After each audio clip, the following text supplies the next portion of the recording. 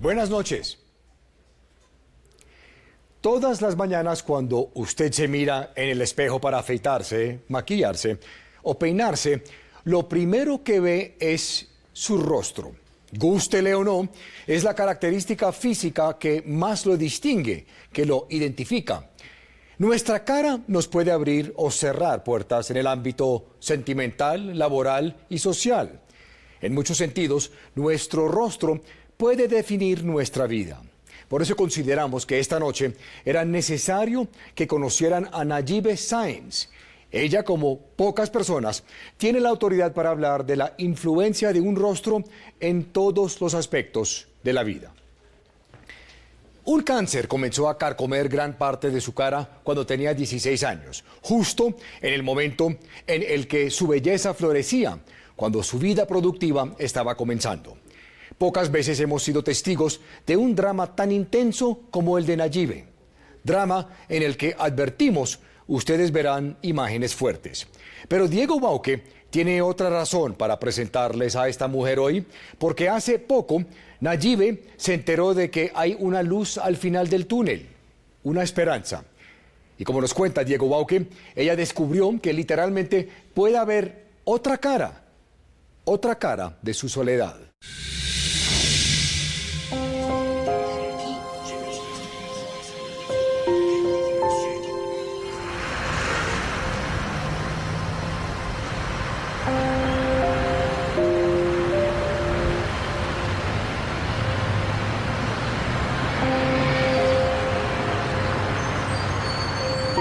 Si mi mundo fuera mi familia y hasta de pronto mi barrio, mi conjunto, diría sí, mi vida es muy linda. Pero es que mi vida no puede estar en esa burbuja.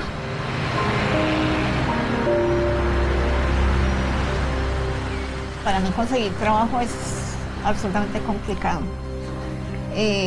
La misma enfermedad a mí me limitó el hecho de estudiar porque me dio muchísimo miedo.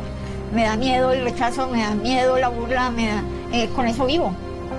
Salir a la calle y que la gente te diga, pues que me lo dicen. Le pegó a su marido, ay, ¿quién le pegó? Está llorando.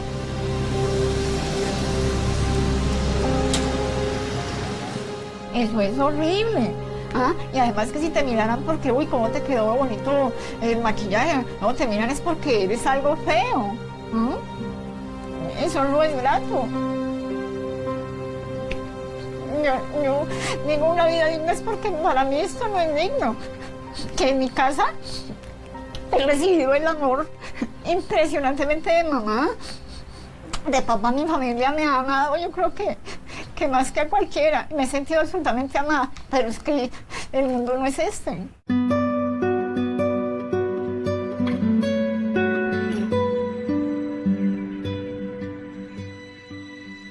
A los 16 años, Nayibe Sáenz Castro se encerró en la burbuja. Consideró que sería por algunos meses, pero hoy tiene 41 y aún no se permite abandonarla. Y solo lo hará cuando su rostro recupere algo de lo que fue durante los primeros 15 años. ¿Cómo fue tu infancia? Somos 3 hermanas, ¿sí? Absolutamente cómplices, las ¿cóplices? 3. Sí, para todo cómplices, sí. Aún soy la niña de la casa, aún. La hermanita, mi niña, igual papá es mamita, sí, aún son, en todo. Yo era la que más buscaba el abrazo, o sea, papá estaba acostado, yo me acostaba al lado que me consintiera, mamá estaba acostada, yo al lado.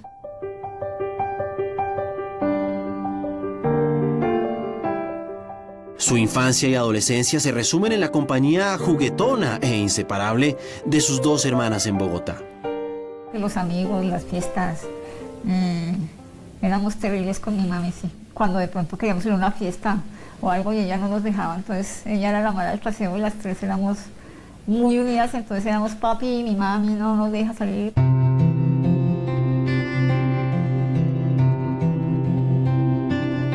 Hay sucesos tan fuertes que marcan un antes y un después en la vida de algunas personas. Nayibe tiene claro el suyo. Inició el 27 de enero de 1990, cuando tenía 16 años. ¿Recuerdas el día en que empezó a cambiar tu vida? Sí, recuerdo que en esa época yo tenía un novio. Entonces resulta que eso que estábamos sentados en el sofá, él se fue a girar y me pegó en la nariz. Y pues no fue un golpe así que, o sea, apenas me rozó y a mí me dolió muchísimo. Fuimos al otorrino, el médico me revisó y me dijo que tenía una sinusitis. Me mandó los medicamentos y claro, yo ya comencé a que la nariz se me inflamaba, ya tenía la cara un poco inflamada. Los medicamentos surtieron poco efecto en la salud de la bogotana. Su condición con los días empeoraba y lo más grave es que ningún especialista descubría la enfermedad. Yo siento que me tomo los remedios muy juiciosa y que al contrario de mejorar me siento que voy empeorando. No, entonces me revisó, me dijo, no, ¿sabes qué? Es que se complicó un poquito, ahorita tienes una rinitis.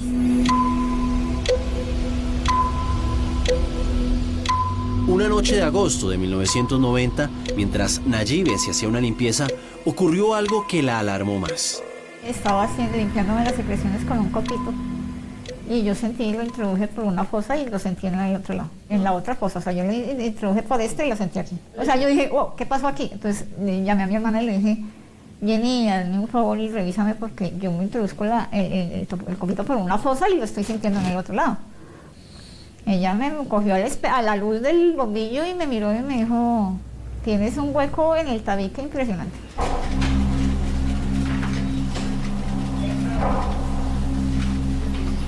Todavía recuerda claramente lo que ocurrió después.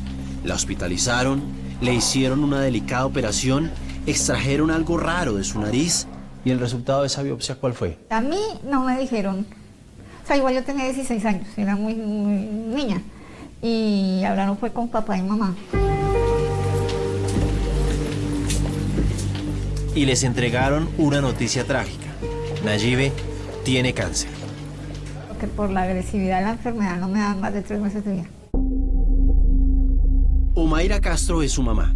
Imagínense que lo llamen los médicos a uno y le digan, no, su hija ya no, hasta aquí fue la medicina de nosotros, llévensela para la casa, cuídenla allá hasta que llegue el día. ¿Cómo queda uno? Máximo 3 meses le daba. Me decían que de donde estaba la enfermedad al cerebro es una pared. No es sino que coja la pared y con la agresividad que tiene, al momento de hacer la biopsia limpiaron todo lo que estaba ya pudriéndose y quitaron la parte que divide las dos fosas, que realmente no sé cómo se llaman. Claro, cuando en ese momento tú me veías, ya no me veías normal.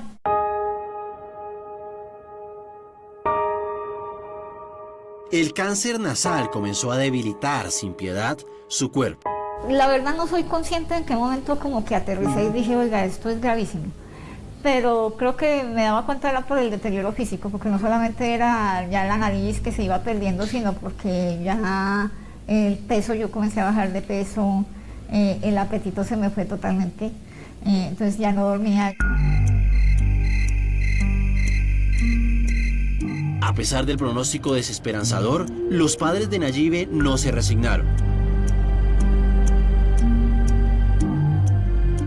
El tiempo pasaba con rapidez y su hija se estaba perdiendo de etapas irrecuperables. Estudios universitarios, amigos, novios, salidas. Por eso pidieron una segunda opinión, esta vez en el Cancerológico de Bogotá. Me dijeron, la cosa no es tan fácil, tienes que hacerte radioterapia, tienes que hacerte quimioterapia.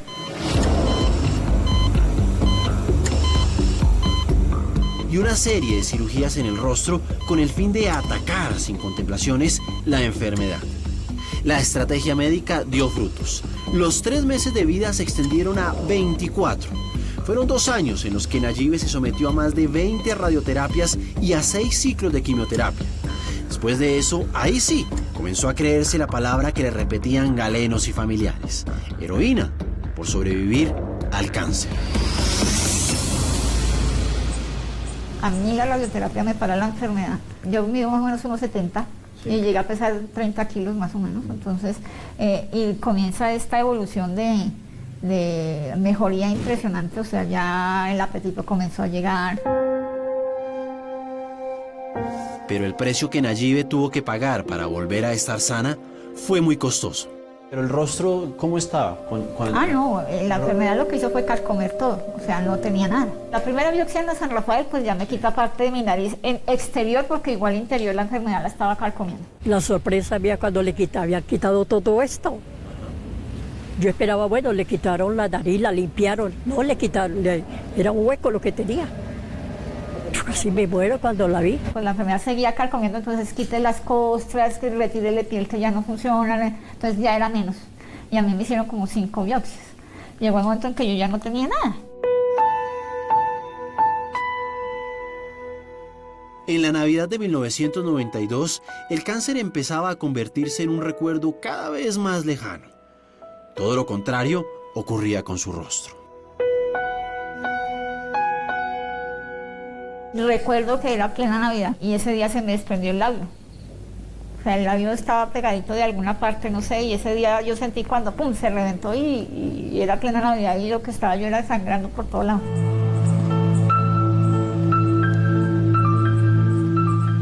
Dos días después, al marcharse de la clínica, Nayibe tomó una decisión que pensó sería transitoria.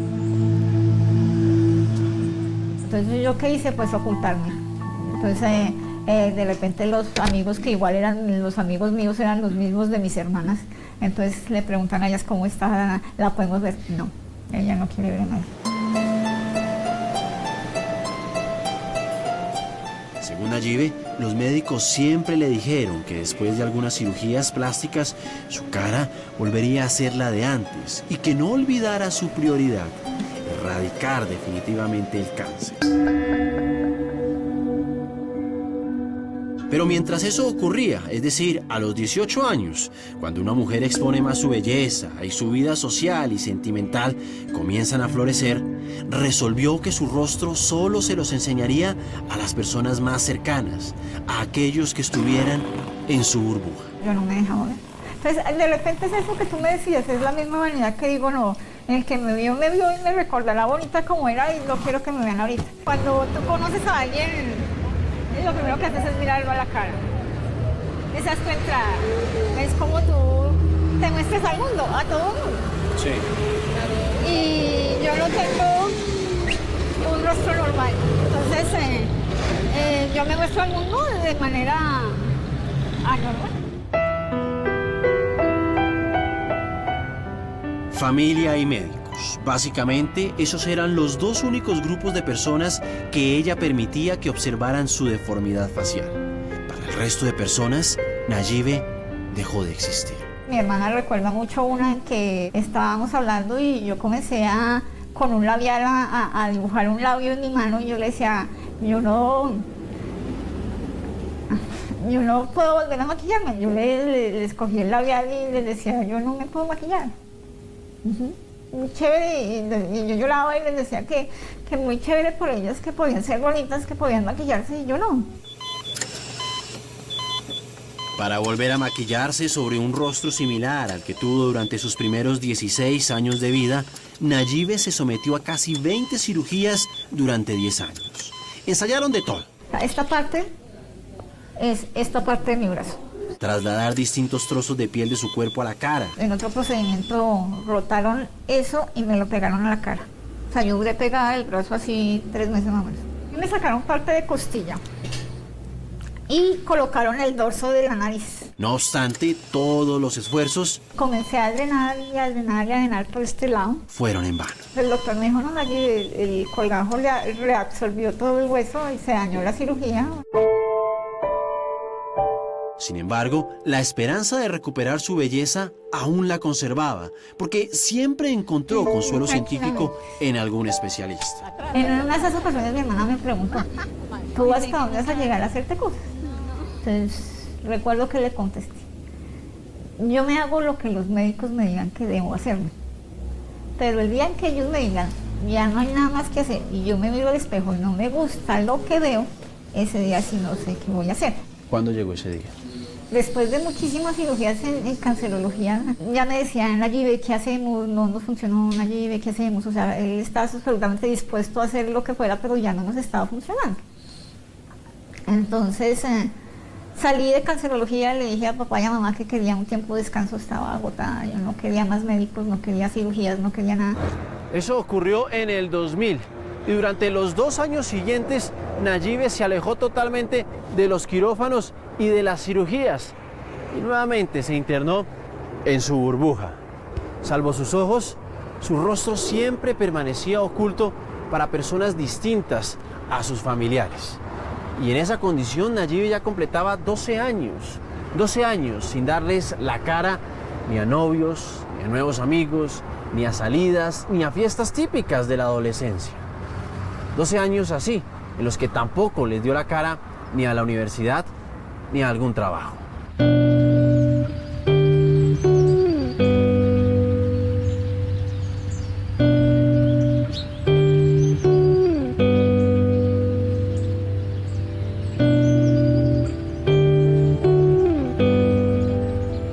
Nayibe recuerda que antes de enfermarse, su prioridad en la tienda de vestir eran los zapatos. Pero desde hace una década, sus gustos tuvieron que cambiar. Mi pañuelo es un accesorio más en mi closet. Tengo infinidad de pañuelos. Me he caído y no me lo he quitado. Yo creo que ya está aquí. Ya para mí es psicológico. Para mí es un acto reflejo. Yo salgo y el pañuelo a la cara. Alguna vez me caí y vino gente a ayudarme y sé que no me lo quito porque yo estaba en el piso con la cara tapada. En 2002, cuando tenía 28 años, los padres de Nayibe volvieron a dar la pelea médica y la convencieron de buscar más opciones que le permitieran salir de la burbuja.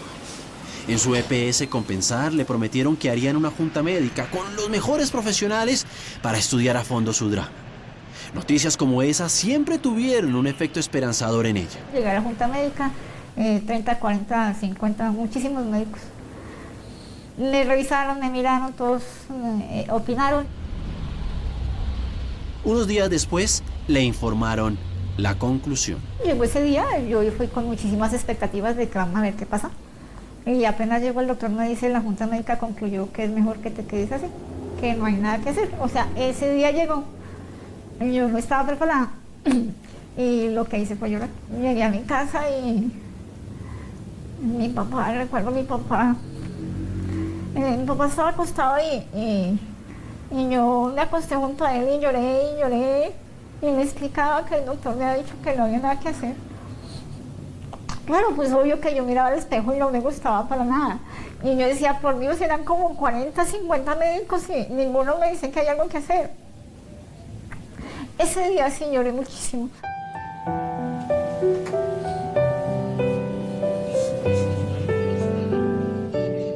Y salir de esa desilusión le llevó mucho tiempo.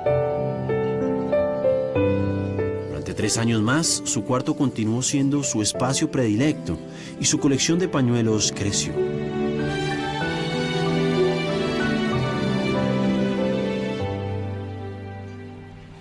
La operación duró 27 horas y se realizó en mayo, apenas 3 semanas después del accidente.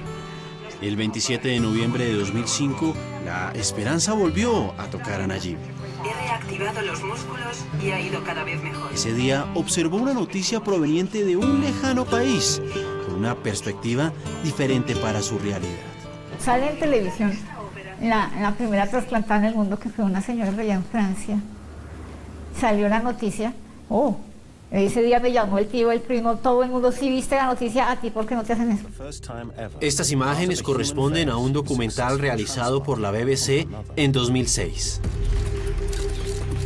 The groundbreaking surgery makes headlines around the world. La televisión contaba el sorprendente caso de Isabelle Dinois, la primera persona en el mundo en recibir un trasplante de rostro. In Amiens, another team had already begun to prepare Isabelle to receive her transplant. La historia de esta francesa de 38 años comenzó cuando al tomar varios somníferos se desmayó y se golpeó contra un mueble. Cuando se despertó, no tenía labios, mentón ni nariz, porque Tania, su perra, la había mordido mientras dormía profundamente. Con Isabelle solo había una posibilidad, el trasplante de cara. Il n'y a pas seulement que de la couleur, il y a du volume, il y a de la densité, il y a du battement. With all the veins and arteries attached, the skin was finally stitched back together.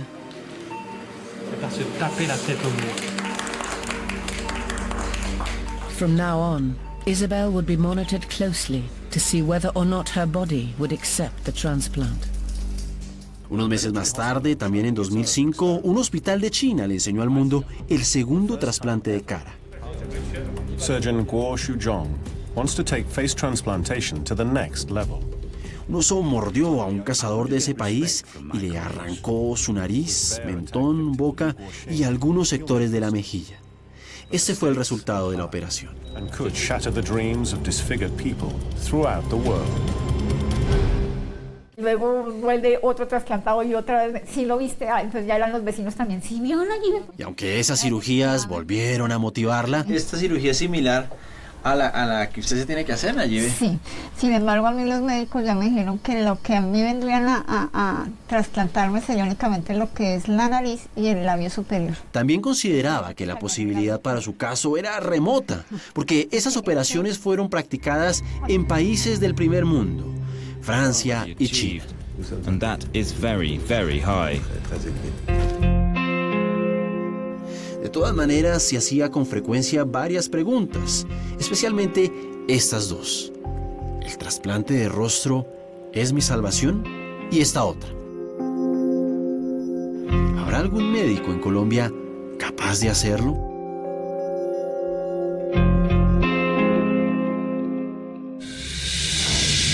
Un trasplante significaría una nueva cara, y una nueva cara abrirá las puertas para una nueva vida en muchos sentidos.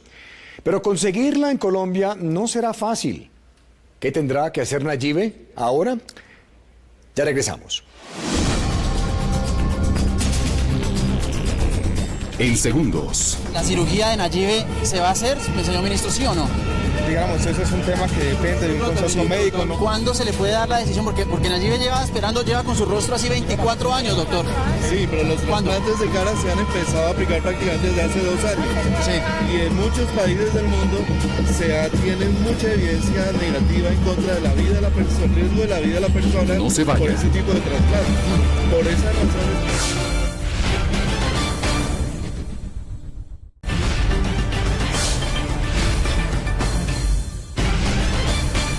Vivir con un rostro destruido por un cáncer que comenzó cuando tenía apenas 16 años ha sido la dura realidad de Nayibet Sáenz.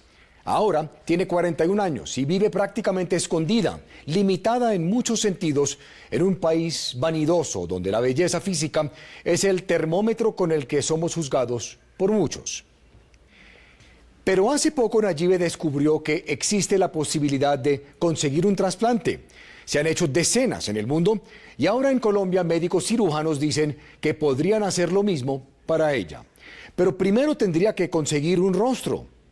¿Cómo encontrarlo? Como verán en la historia de Diego Bauque, encontrarlo podría ser el menos difícil de los retos que le esperan.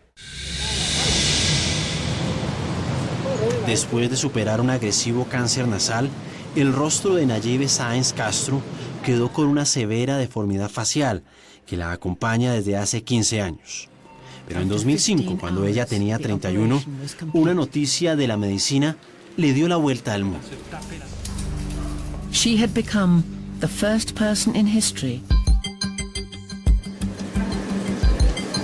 ¿Es posible que el trasplante de rostro sea la solución para su prolongado y doloroso drama?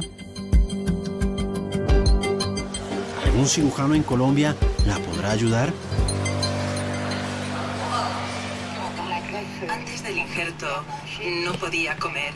Luego de varias consultas, a Nayibet le hablaron del cirujano colombiano Luis Bermúdez, un médico especializado en cirugía plástica maxilofacial y microcirugía reconstructiva. Me dijo, Nayibet, yo la verdad empezaría contigo de cero. ¿Hace cuánto fue la remisión? Me dije, hace como unos 16 años, en esa edad, con 15, 16, me dijo, ay, no, mujer, eso ya está perfecto. Recuerdo muchísimo que él se quedó mirando, se quedó callado. Y de repente me dice, Nayibet, para mí usted es paciente para un trasplante de rostro. Sí lo ha visto, le dije, sí, claro, doctor, yo he visto eso. Y claro, cuando él me dijo eso, pues la alegría volvió a mí. Dije, esto es lo que yo estaba esperando. En el caso de ella... Esta entrevista se la concedió el doctor Bermúdez a Noticias RCN en mayo de este año. Es una cirugía que es relativamente fácil, no tiene mayor complicación. De hecho, Colombia es pionera en otro tipo de trasplantes, como por ejemplo el trasplante de laringe, y es algo que es muy común y corriente. Esto es básicamente lo mismo. El doctor Bermúdez le manifestó que la cirugía podía hacérsela en el Hospital San Ignacio de Bogotá, porque allí tienen un grupo de trasplante de tejido compuesto, uno de los mejores del país. Cuando yo fui a la EPS y le dije a Compensar, necesito que este doctor me opere. Ellos dijeron pues que el doctor no era médico de Compensar, que no podía operarme, y ahí fue donde yo puse la primera tutela. Hasta ese momento, la pelea de Nayibe en búsqueda de su belleza perdida había sido únicamente de tipo científico. Pero luego de 15 años, Nayibe encontró una alternativa que se llama trasplante de rostro, lo que representa un enorme desafío científico para nuestra medicina, porque jamás aquí en Colombia se ha practicado una cirugía de ese alcance. Es más, ni siquiera en Latinoamérica. Pero Nayibe no contaba con otros obstáculos que son propios de nuestro sistema de salud. Ya ustedes escucharon la palabra tutela. ¿Será que esos obstáculos podrán ser más difíciles de hacer y de superar que el mismo trasplante de rostro? El Comité Asesor de la Red de Donación y Trasplantes del nivel nacional. Después del fallo de tutela, la EPS aceptó que el doctor Bermúdez hiciera la cirugía y se estableció que el FOSIGA reembolsaría el dinero de la costosa operación, aproximadamente 800 millones de pesos. El doctor Bermúdez a mí me produce una seguridad impresionante. Que lo veo cercano, creo que es muy viable. Yo creo en la viabilidad, creo que todo puede salir bien. O sea, en sí yo a la cirugía no le tengo ningún miedo. El trasplante de rostro parecía inminente y la ilusión de Nayibe otra vez crecía con el paso de los días. Sin embargo, faltaba la autorización del Instituto Nacional de Salud, el ente que coordina la red de donación y trasplantes. Estamos frenados porque el Instituto Nacional de Salud no nos ha aprobado la cirugía. ¿Por qué no aprobó la cirugía? Según Nayibe, pese a que la tutela le ordenaba al Instituto Nacional de Salud informar oportunamente sobre las decisiones relacionadas con el trámite de su trasplante de rostro, no lo hizo durante casi 3 años. La verdad, comunicación del instituto hacia mí no hubo. Por eso Nayibe puso un desacato de tutela. Finalmente, el instituto le respondió que un trasplante de rostro es una operación que se encuentra en fase de investigación y que por tal motivo es experimental. ¿Por qué experimental? La cirugía está en proceso experimental hasta donde yo sé primero que en este país no se ha hecho. Entonces entré a hacer una cirugía experimental, pero para mí no quiere decir que ellos estén inventando algo nuevo, sino que en este país no se ha hecho. Depende, porque por ejemplo hay... Tatiana García fue presidenta de la Central de la Sociedad Colombiana de Cirugía Plástica. Conoce el caso de Nayibe. ¿Qué posibilidades reales de éxito tiene Nayibe en esta cirugía? Es que es una excelente opción, porque la deformidad de Nayibe es muy limitada y se delimita por líneas naturales de la cara, que es el pliegue nasolabial y la nariz. Entonces es algo que es en el centro de la cara de ella, que va a ir muy bien en armonía con el resto de su cara. El Instituto Nacional de Salud también aseguró que el trasplante de rostro está en etapa de investigación y que según la ley colombiana, una cirugía en ese tipo de fase no se puede hacer. Sin embargo, agregó que el Ministerio de Protección Social puede establecer pautas para procedimientos nuevos, como el trasplante de Nayibe. ¿De quién depende de que usted pueda hacerse esa cirugía? Hasta donde yo tengo conciencia o conocimiento del Ministerio de Protección Social.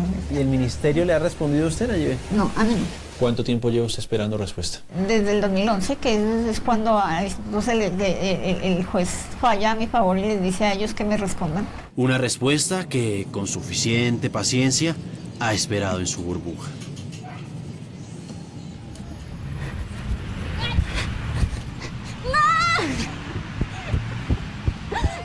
Cuando sus sobrinos se lo piden, Nayibe estira la burbuja hasta el parque de su conjunto residencial. Mi mundo es muy pequeño, por eso hablo mucho de mi familia, porque mi mundo es muy pequeño.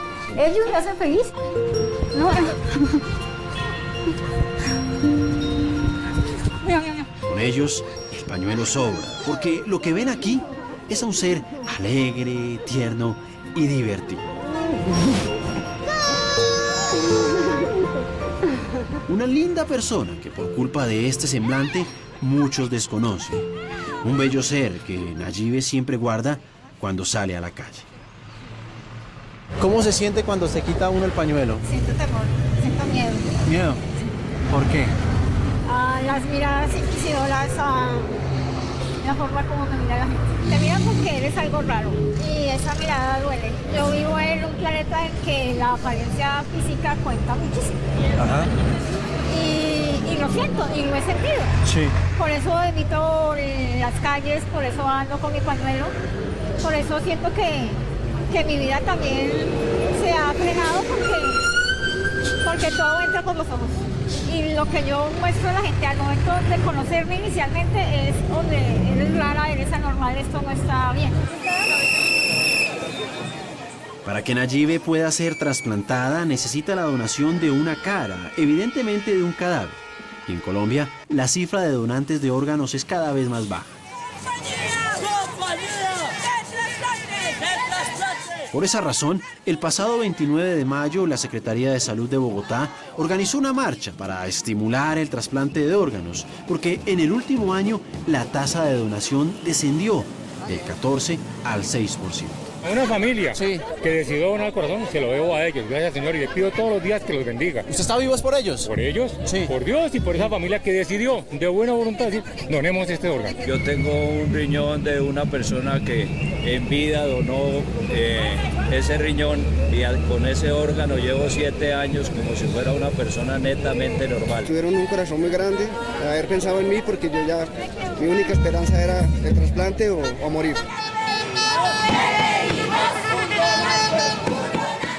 Nayibe también participó. Allá conoció a Jorge García, director de la Fundación Retorno Vital, que agrupa a personas trasplantadas. ¿Qué tan preparados están hoy los médicos colombianos para hacer una cirugía de trasplante de rostro? Muy preparados. ¿Estamos preparados? Sí. Los médicos colombianos, gracias a Dios, Latinoamérica en este momento pone como referente a los médicos trasplantólogos en Colombia. Señalan que esta cirugía es de carácter experimental. ¿Usted está de acuerdo con eso en el trasplante de rostro? Yo creo que todo lo que se inicia tiene el carácter de experimental. Sí. ¿Sí? Como aquel que el primer trasplante de riñón fue experimental, hoy en día podemos decir que somos los tremendos duros en el tema de trasplante. Es que el tema experimental lo llevan a que es algo que nadie sabe, ¿no? Sí. Si uno experimenta ya sobre un ser humano es porque ya tiene conocimiento del tema. Para García, las dificultades en una cirugía de trasplante de rostro en Colombia pasan más por la vía legal que por la científica. Lo que pasa es que la legislación colombiana tiene que cambiar y tiene que fortalecerse y robustecerse al tema. ¿Hay donantes de cara en este momento? En este momento no, por lo que el tema del trasplante de cara apenas está como iniciándose en Colombia. Están haciendo todos los lineamientos, el tema de la legislación al respecto. Un mal corte puede hacer que ese órgano no sirva. Tiene que ser perfecto. Según García, la ley del donante de 2004 ya está vieja y no ha sido actualizada en el Congreso. Hoy en Colombia se permite el trasplante de riñón, hígado, corazón, páncreas, pulmón, córneas, médula, huesos, músculos, pero no de rostro. Cuando las familias donan todo, se benefician hasta 85 personas.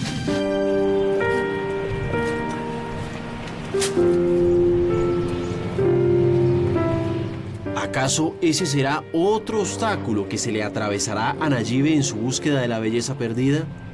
¿Deberá bajar los brazos y resignarse a tener que vivir el resto de sus días así? A mí me llegan a decir, Nayibe, quédese así, siga viviendo así, usted puede vivir así. Entonces, venga, lo invito a vivir mi vida 5 minutos a ver cómo le va. Yo porque me acostumbré, Diego, porque me acostumbré 20 años a vivir así. Pero eso no quiere decir que, uy, qué chévere que es. Sobre todos estos temas, Séptimo Día buscó insistentemente al Instituto Nacional de Salud y al Ministerio de Protección Social para conocer sus importantes explicaciones frente a la cantidad de dudas que tiene Nayibe sobre su caso. Pero a pesar de nuestras llamadas y de nuestra insistencia, nunca pudimos concretar una entrevista en cámara. Sin embargo, la suerte de Nayibe comenzó a cambiar y fue en aquella mañana cuando se festejó o se celebró la marcha en pro de la donación de órganos. Ese día Nayibe vio a lo lejos al ministro de Protección Social, Alejandro Gaviria, y se acercó para comentarle su caso. Todo esto quedó grabado frente a nuestras cámaras. Señor ministro, discúlpeme, Diego Guauque, séptimo día. Estamos haciendo nosotros un tema acá sobre el rostro de Nayibe. Usted se la quiero presentar. Yo la conozco como sí. El ministerio conoce mi caso hace 4 Yo conozco de su caso, lo he mirado bien. Estamos, dijéramos, analizando con todos los médicos de cómo tiene que hacerse el tema. Pero porque no podemos poner, dijéramos, en riesgo su vida también. ¿La cirugía de Nayibe se va a hacer, señor ministro, sí o no? Digamos, eso es un tema que depende de un consenso médico, no depende. Las respuestas del ministro Alejandro Gaviria fueron interrumpidas por las intervenciones de este hombre conocedor del tema. Aquí está el viceministro. Es el viceministro de Protección, el doctor Fernando Ruiz. Doctor, me acompaña acá entonces, por favor, que lo veo también para que participen los dos. Gracias, muy amable por... Es un tema muy complejo. Este es un tema que depende de un concepto médico. Se han hecho, dijéramos, 14 trasplantes en el mundo, según tenemos la información. De rostro. Algunos no han salido bien, algunos no han salido bien. Nosotros estamos recopilando toda la información técnica y se tomará la decisión pensando, por supuesto. ¿Cuándo se le puede dar la decisión? Porque Nayibe lleva con su rostro así 24 años, doctor. Sí, pero los trasplantes de cara se han empezado a aplicar prácticamente desde hace 2 años. Sí. Y en muchos países del mundo tienen mucha evidencia negativa en contra de la vida de la persona, el riesgo de la vida de la persona. Eso no es cierto, porque el primer trasplante de rostro se hizo hace 9 años en Francia. Además, de acuerdo con el doctor Bermúdez, hoy en el mundo se han hecho 30 trasplantes. 27 de esas personas viven en la actualidad con la cara trasplantada. Nosotros que hemos estado muy metidos en el caso, los médicos que han analizado la carita de Nayibe dicen que la cirugía de ella se puede hacer. En Medellín, en Bogotá, en Cali, nos han dicho, se puede hacer. Los exitosos son muy limitados. En Inglaterra incluso, hace un mes, devolvieron un par de casos y no se aplicaron por razones de riesgo a la vida. Entonces, nosotros como Ministerio de Salud somos responsables tanto de la salud de ella como de su riesgo a la vida. Entonces tenemos que tomar decisiones con mucha ponderación. Ponderación, yo creo que esto es un tema que hay que manejarlo con toda la responsabilidad, pensando en el bienestar. Pensando en el bienestar nomás, y cuente con toda nuestra ayuda, De un momento a otro, Nayibe pasó de sentirse durante años ignorada en su drama a tener de frente a las dos máximas autoridades en salud del país, escuchándola y preocupadas por su caso. Sí, pero desafortunadamente... Yo sé, pero nosotros tenemos, digamos, que ser responsables, tenemos que tener toda la evidencia médica sobre la mesa. No es una decisión burocrática, es una decisión que tenemos que tratar con toda la responsabilidad. Y cuente con toda nuestra ayuda. A Gaviria y a Ruiz les preguntamos si hoy la decisión del trasplante de Nayibe depende del ministerio que ellos lideran. ¿Les lanzaron la pelota, por decirlo popularmente, a ustedes? ¿Sí depende de ustedes o no? ¿O de quién depende? Salud recoge la evidencia de lo que en riesgo a la vida tiene esto a nivel internacional. Y el concepto de ellos es que hay un riesgo a la vida muy alto. ¿Sí? Si el riesgo lo asume Nayibe dice, yo prefiero morirme a seguir viviendo con este rostro, doctor. Es un tema que discutir en principio en el ámbito de la ética médica. Sí. Y son los médicos en el conjunto de la ética médica los que tienen que definir eso. Porque uno no puede decir, yo no puedo decir ni aceptar, por ejemplo, un suicidio por el simple hecho de que la persona quiera suicidio. Bueno, pero hay muchas cirugías en las que uno ve que los pacientes asumen los riesgos y firman. Pero ella está dispuesta a firmar. Siempre y cuando el riesgo no incluya la vida misma de una persona que está caminando en ese momento y que está... Sin embargo, recuerden que tanto el doctor Bermúdez como la cirujana Tatiana García consideran que aunque el trasplante tiene algunos riesgos, no son altos. En el caso de ella, el resultado sería muy predecible y sería muy bueno. Es que es una excelente opción, porque la deformidad de Nayibe es muy limitada. Cualquier trasplantado corre ese mismo riesgo. ¿Ah? Si tú me dices a mí, bueno, Nayibe, pero es que tu vida puede seguir, claro, pero por Dios entiendan que nadie se ha puesto en mis zapatos, es que no es fácil. O sea, yo daría y la arriesgaría a ojos cerrados. Mira, yo ni siquiera esa cirugía llevo 5 años esperándola, ansiando que la hagan. Sé que hay riesgos, sé que tengo que tomar medicamentos de por vida, tengo muchísimo conocimiento de eso y claro que estoy absolutamente decidida a arriesgarlo. ¿Es un problema de plata? No es un problema de plata. Aquí no hay problema de plata. Aquí no hay problema de plata. No hay ningún tema financiero. Y eso tenemos que darlo claro. Y yo creo que lo está diciendo el viceministro, tiene que ser claro. Es un problema en el ámbito de la ética médica. Ese es el único ámbito de la ética médica. Y como es el ámbito de la ética médica, yo creo que operaciones hay que tomarlas con toda tranquilidad. Nos sentamos nosotros. No, nosotros no llevamos 4 años. El Instituto Nacional de Salud tiene... Mira, usted se va... Venga. Usted se va a sentar conmigo y se va a sentar con el viceministro. ¿Cuándo nos sentamos? Cuando quiera. Y te dé toda la ayuda y se va a decidir el tema como tiene que decir. ¿Cuándo la podrían atender a ella, señor ministro? El martes de la semana entrante. Nos vamos a reunir el martes y tratamos el tema. Y cuente con mi ayuda. Ya va a tener mi teléfono, ya va a tener todos los datos.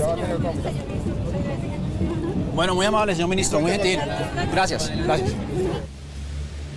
El jueves 5 de junio, una semana después del encuentro con el ministro, Nayibe fue citada en el Ministerio de Protección Social. Lo que sentí fue que arrancaron, o sea, ya se está conformando los equipos médicos, están pendientes de que se hagan las cosas, de que se tomen decisiones y puedan llegar en algún momento a aprobar o no la cirugía.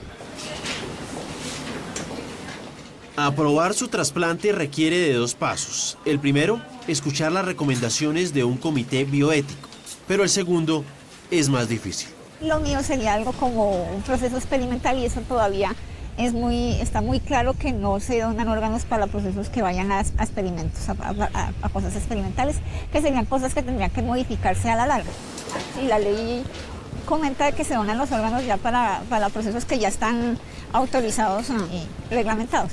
Nayibe, con la ley de donación que existe hoy en Colombia, ¿usted puede hacerse esa cirugía? No puedo recibir el órgano donado porque no se permite para procesos experimentales. O sea, también ya estamos hablando no solamente de ministerio, sino de Congreso de la República. De repente sí. El desafío científico que hoy podría tener Colombia lo afrontó hace 5 años España. Encontrar un donante adecuado. En Madrid, Séptimo Día entrevistó a Rafael Matesanz, director de la Organización Nacional de Trasplantes de ese país. El primer trasplante que se hizo en España, el de Valencia, el del doctor Cavadas, la verdad es que era en el mundo, creo que era el número 6 o el número 7, es decir, la experiencia que había a nivel mundial era muy pequeña. Se vio que desde el punto de vista ético había pasado por el Comité de Ética del hospital y entonces pues se le dio, digamos, que la autorización administrativa y el punto de salida, el pistoletazo para buscar un donante, que ha sido y es el punto más complicado de este tipo de trasplantes. Hoy, de los 30 trasplantados que hay en el mundo, España ha hecho 3. La verdad es que las experiencias en cuanto al resultado de ese trasplante de cara fueron buenas en los 3. El más completo con diferencia es el de Barcelona, el que hizo el doctor Jean-Pere Barret en el Hospital Vallebrón, porque se trataba de un trasplante prácticamente completo de cara. El doctor Matesanz considera que en Colombia hay buenos cirujanos para hacer trasplantes de rostro como el que tanto ansía Nayibe. Yo entiendo que sí, porque realmente lo que hace falta es una infraestructura de trasplantes. O sea, lo que no tiene sentido es hacerlo en un hospital que no tenga esa infraestructura general de trasplantes, y en Colombia se hacen todo tipo de trasplantes. Y después unos buenos cirujanos plásticos, y Colombia también los tiene. O sea que realmente son los 2 requisitos que hacen falta, no hay ninguna razón para pensar que no se puede hacer. El pasado 28 de abril, la prestigiosa revista científica The Lancet hizo un extenso reportaje con el balance de los 30 trasplantados de rostro que ha habido en el mundo. Según la publicación británica, 27 de esos 30 trasplantados han tenido un éxito mayor al esperado. Son personas que han empezado a recuperar su sensibilidad y que están haciendo ya cosas tan básicas para cualquier ser humano como comer, hablar e incluso sonreír. La revista también dice que en la mayoría de los casos hubo episodios de resistencia aguda, pero que fueron tratados con medicación. En ninguno se presentó un rechazo crónico que haya resultado fatal o que obligue al retiro del rostro trasplantado. Sobre las 3 personas que fallecieron, la publicación manifiesta que uno murió en 2009 porque tenía el 80% del cuerpo quemado y le dio una infección bacteriana en la clínica. El segundo caso fue el del cazador chino. 2 años después de la cirugía se internó en el bosque y no se tomó la medicación ordenada. Sobre el tercer trasplantado muerto, la revista sostiene que se trataba de un español con el virus del SIDA. Y entonces lo que ocurrió fue que el tumor que se había tratado volvió a aparecer y el paciente, por desgracia, falleció, no como consecuencia ni como resultado de la técnica quirúrgica, sino de su enfermedad de base. He soportado muchísimo y creo que con estoicismo todo lo que a mí me ha sucedido, pero porque tengo una esperanza, porque veo los resultados en el exterior, porque veo que todo puede ser absolutamente mejor. Las personas trasplantadas tienen que tomar medicina de por vida. Se llaman inmunosupresores para evitar que el cuerpo rechace el nuevo órgano invasor. Sobre el trasplante de rostro existen muchos mitos y creencias falsas, que también deberá tener en cuenta Nayibe si se aprueba su trasplante y se comienzan a buscar donantes cadavéricos de cara. ¿Usted donaría su rostro cuando falleciera? No, nunca. No, ¿por qué no? No, porque no, eso es algo íntimo, yo digo. ¿Usted donaría su rostro? No, creo que no. ¿No? ¿Por qué no? Porque yo creo que una de las cosas más únicas aparte de la huella dactilar es el rostro y pues yo creo que un órgano pues lo puedo donar, pero mi rostro no. Si hubiera como una garantía de que después no lo hayan, o sea, de que esa persona si comete un delito no le involucren a uno, o sea, que no sea como, bueno, él tiene mi cara y después lo vieron matando a alguien, entonces después piensan que fui yo y que ha manchado mi nombre así yo esté muerto.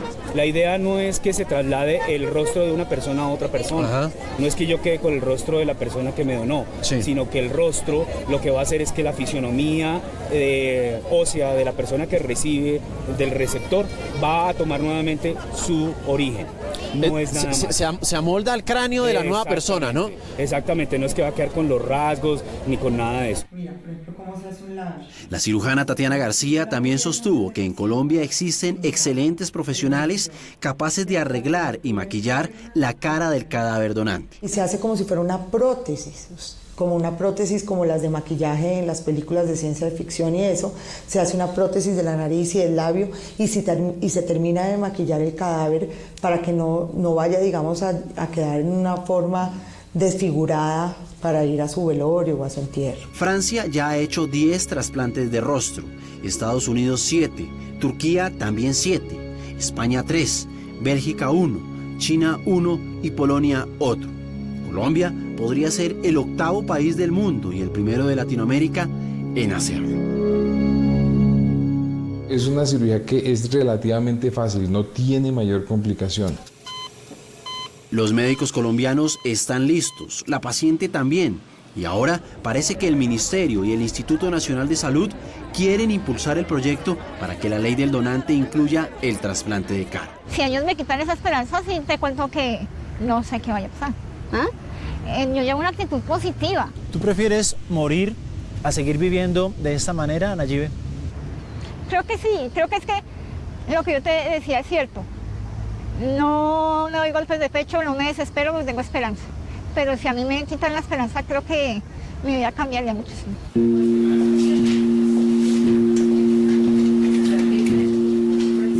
De acuerdo con autoridades médicas, la cirugía en Colombia beneficiaría a soldados heridos, a amas de casa quemadas mientras cocinan, a mujeres lesionadas con ácido y a víctimas de enfermedades despiadadas que las conducen a vivir por el resto de sus días en una burbuja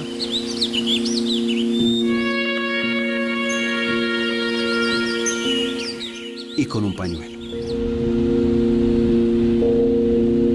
Yo no me imagino una vejez en la que yo tenga que depender de mi pañuelo, en la que ya no esté papá y mamá, que son los que están conmigo, en la que tenga que valerme sola estando así. No me gustaría seguir viviendo así, y más cuando me quitan la esperanza.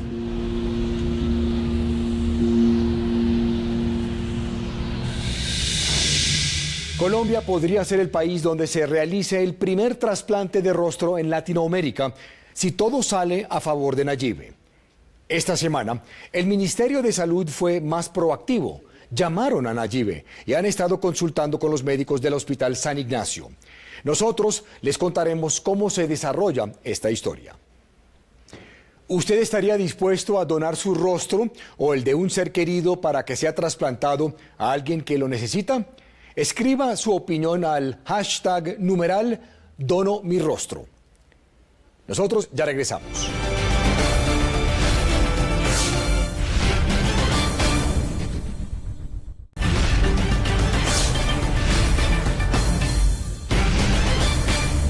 Una de las noticias más conmovedoras de este año fue la de la tragedia por el incendio accidental de un bus en Fundación Magdalena, en el que 33 niños murieron calcinados. Séptimo Día decidió investigar cada detalle de lo que realmente pasó esa mañana. Entrevistamos a sobrevivientes, autoridades y familias y estuvimos en el lugar de los hechos. Por primera vez, el conductor del bus se sentó frente a las cámaras de un medio de televisión para relatar su versión. Este es un avance de la investigación de Juan Guillermo Mercado, que presentaremos la próxima semana en Séptimo Día.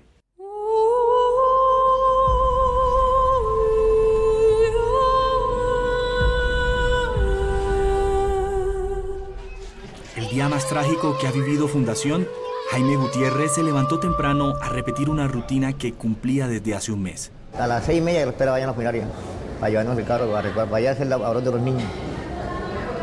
Y yo mucho apreciaba a los niños, siempre lo ayudaba, lo colaba para que... Pero nunca pensé que esa vaina iba a pasar. Un mecánico empírico que improvisaba su oficio como conductor fue contratado por el líder de una iglesia cristiana para un viaje que cambió drásticamente el destino de estos niños. Como todos los domingos, pues ya yo dispuesto, desayuné, me fui al lugar cerca de la oficina mía y ahí pues estacionaba la buseta. De ahí partimos para la bomba Brío que está a la salida de Valledupar para alimentarla de gas.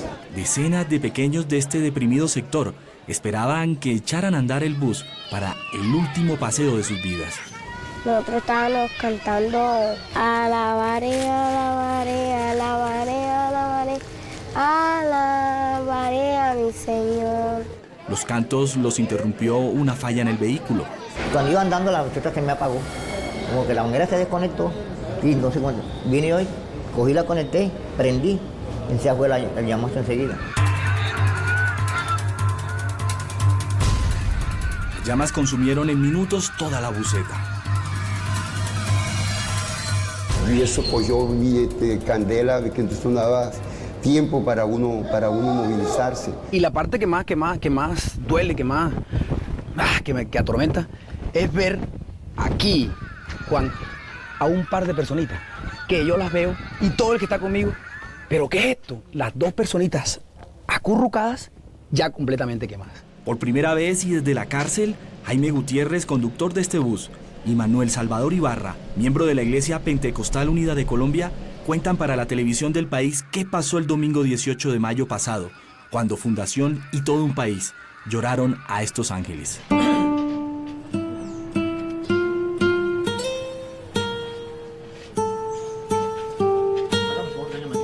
Y yo exijo justicia, porque al instante de él bajarse, el bus se apagó. Estaba bastante caliente, según cuentan los niños sobrevivientes. Ellos se iban a salir y él no los dejó. Él los devolvió para adentro y cerró la puerta. ¿Son realmente culpables estas dos personas del cruel incendio? ¿Se siente responsable de la vida de estos 33 niños? Yo no me siento culpable, porque eso fue un error que me pasó. Si yo hubiera sido culpable, no, que yo de cara, yo de repente me siento culpable. ¿Cuál cree usted que es el castigo proporcional según lo que usted dice que hizo? En verdad, pues yo no tengo palabras. No tengo palabras para decir, júzgate tú mismo. En una denunciada cadena de errores, ¿qué responsabilidad tienen las autoridades? Este bus tenía una revisión técnico-mecánica vencida, pero había sido revisado unos años antes y le había sido expedida la habilitación para prestar el servicio de transporte. ¿Qué medidas van a tomar con la Secretaría de Tránsito de Fundación? No, pues nosotros como Ministerio de Transporte no tenemos mecanismos ni capacidad jurídica para actuar contra una Secretaría de Tránsito. El alcalde es la autoridad máxima de tránsito en su municipio. Eso es totalmente falso. ¿Usted le está diciendo al general Mena yo que no no le estoy diciendo falso, yo le estoy diciendo a ustedes que hay que investigar, porque es muy fácil. ¿Él lo investigó? Es muy fácil señalar responsable. Soy Juan Guillermo Mercado y dentro de 8 días ustedes conocerán detalles de una investigación sobre un hecho que conmocionó al país.